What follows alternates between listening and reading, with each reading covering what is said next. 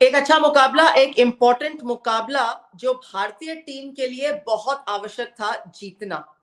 उतना ही आवश्यक था साउथ अफ्रीका के लिए जीतना, लेकिन जब पर्थ के मैदान में जहां पहली बार ये पूरा मुकाबला चल रहा था और बहुत सारे खिलाड़ी दोनों ही टीमों में ऐसे होंगे जो ये पहली बार इस मैच में खेल रहे थे, इस मैदान पे खेल रहे थे, ऑप्टो स्टेडियम इन पर्थ। तो कहीं ना कहीं ये था कि कौन बाजी मारेगा और कौन ज्यादा बेहतर खेलेगा। ये तो पता था कि किसकी स्ट्रेंथ, किसकी वीकनेस, किसकी अपॉर्चुनिटी और क्या है इस मैच के प्रोबेबली चांसेस किसके फेवर में। बट क्या हुआ, कैसे हुआ और क्यों हुआ, चलिए यही बात करेंगे डिफरेंट स्ट्रोक्स में।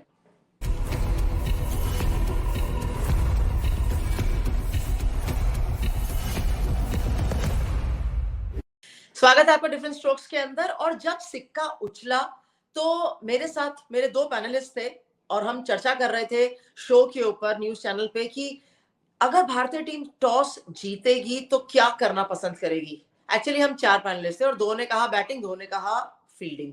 मेरा मानना यह था कि अगर भारतीय टीम टॉस जीतेगी तो बैटिंग करना चाहेगी, क्योंकि इस मुकाबले से पहले भारतीय टीम और साउथ अफ्रीका मुकाबले से पहले वहां पर ऑलरेडी एक मुकाबला था पाकिस्तान और नेदरलैंड्स के बीच में, तो शायद रन बोर्ड पे डालना चाहेगी और बहुत सारे कारण थे, बट ये मेरा सबसे बड़ा रीजनिंग था। तो यही हुआ, जब रोहित शर्मा टॉस जीते तो उन्होंने कहा हम पहले बतौर टीम जो टॉस जीती हम बल्लेबाजी करेंगे। और एक बदलाव के साथ उतरी भारतीय टीम। वो बदलाव क्या था? वो बदलाव था कि अक्षर पटेल की जगह दीपक हुडा को टीम के अंदर जगह मिली।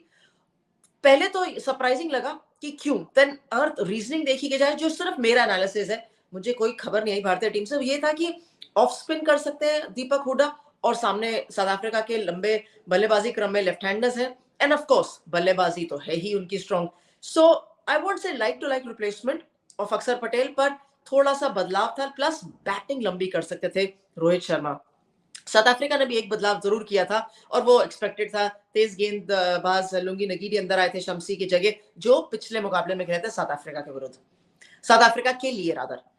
तो चलिए, जब बल्लेबाजी क्रम शुरू हुआ भारतीय टीम का तो ऐसा लगा ओके, चलिए अब रन बनाने का टाइम है। रोहित शर्मा और केएल राहुल बल्लेबाजी करने उतरे और पहले ओवर में तो रन बने नहीं, दूसरे ओवर में सीधा ही रोहित के बल्ले से 6 रन निकले। तो कहा ये थोड़ा सा मुश्किल कठिन कार्य है।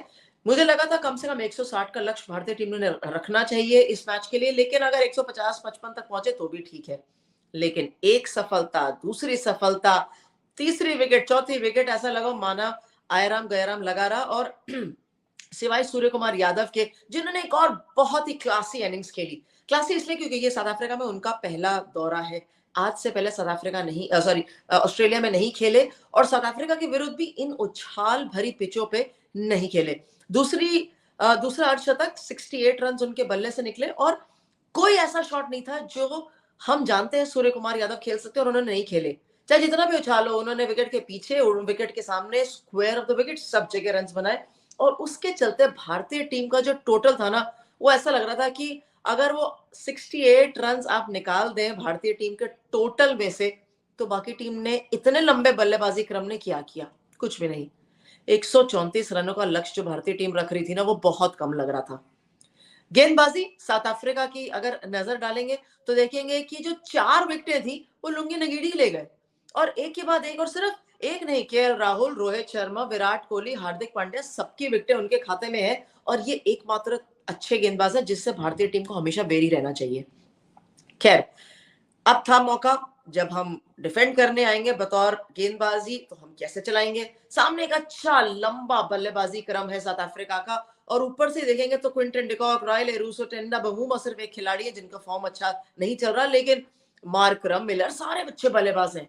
लेकिन जब 3 सफलताएं मिल गई ना भारतीय गेंदबाजों को, बमूमा भी आउट हो गए, डिकॉक, रायल रूसो की भी सफलता मिल गई, और वही एक ऑप्शन था कि आप शुरुआत में सफलता ले ले, गेंदबाजी अच्छी करें और दबाव डालें साउथ अफ्रीका के ऊपर कि आप जो है, ये जो 137 भारतीय टीम ने की है ये ज्यादा मुश्किल हो उनके लिए, माफ करिएगा, 133 जो भारतीय टीम ने कर ली, 134 करना उनके लिए मुश्किल हो रन्स बनाने के लिए।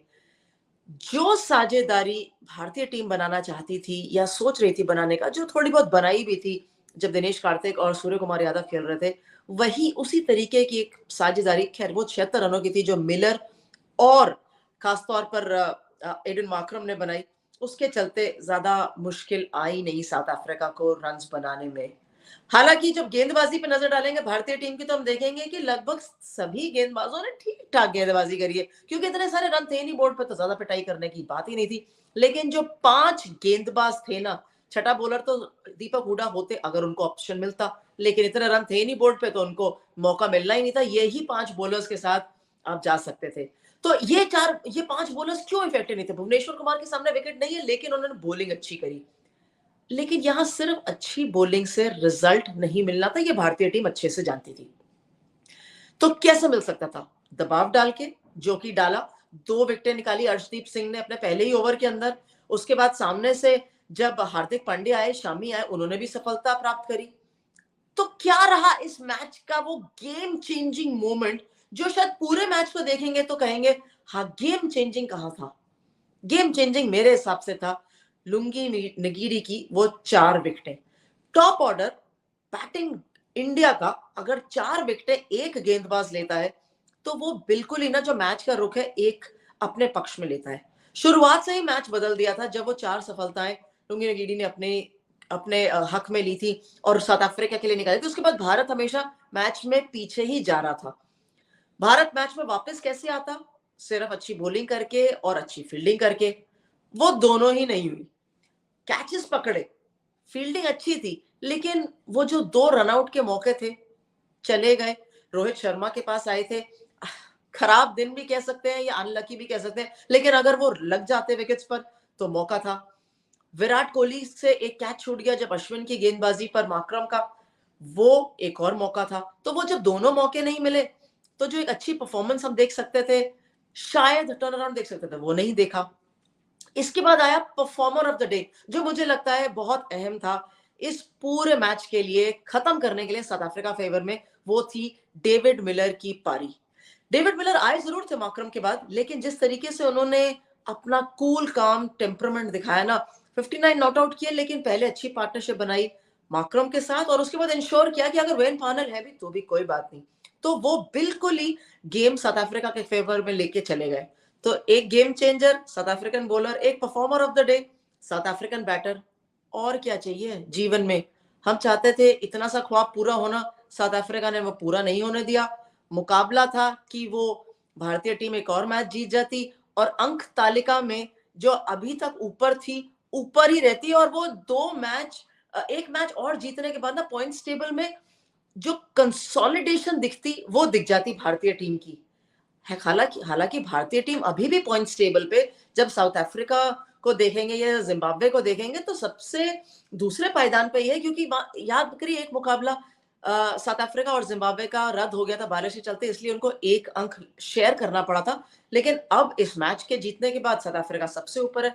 अगर जीतते नहीं ना, इंडिया जीत जाती तो सबसे ऊपर होती, तो वहां 6 पॉइंट होते। खैर, बुरा नहीं है ये पॉइंट्स टेबल भारतीय टीम के लिए, लेकिन आप एक विनिंग हैबिट मेंटेन करना चाहते हैं, वो यहाँ टूट गई और साउथ अफ्रीका अपनी विनिंग मोमेंटम मेंटेन करती हुई अंक तालिका में सबसे ऊपर पहुंच गई। तो ये एक अपॉर्चुनिटी है भारतीय टीम के पास वापस जाके शेकअप जो हुआ है ना बैटिंग बॉलिंग फील्डिंग के साथ, अगला मुकाबला और तेज तरीके से जो बांग्लादेश के विरुद्ध भारतीय टीम खेलेगी उसमें एक बेहतर प्रदर्शन करने का, क्योंकि जीतने के अलावा ऑप्शन नहीं है। जीतेंगे तो रेस में ऊपर रहेंगे, हारेंगे तो रेस में पिछड़ जाएंगे। सबसे निचले पायदान पे नेदरलैंड्स है, पाकिस्तान उससे ऊपर है, तो आप उनसे कंपीट नहीं कर रहे, आप अपने आप से और अपने ऊपर वाली टीमों से कंपीट कर रहे हैं। इसलिए भारतीय टीम के पास क्विक टर्न अराउंड होना चाहिए, क्योंकि अगला मुकाबला सामने फिर से बंगाल टाइगर्स खड़े होंगे, वो है बांग्लादेश, जो कि बहुत जल्दी भारतीय टीम के सामने होगा मुकाबला। तब तक आपसे फिर यही मिलेंगे। आप अपने व्यूज जरूर शेयर करिएगा। Thank you for watching.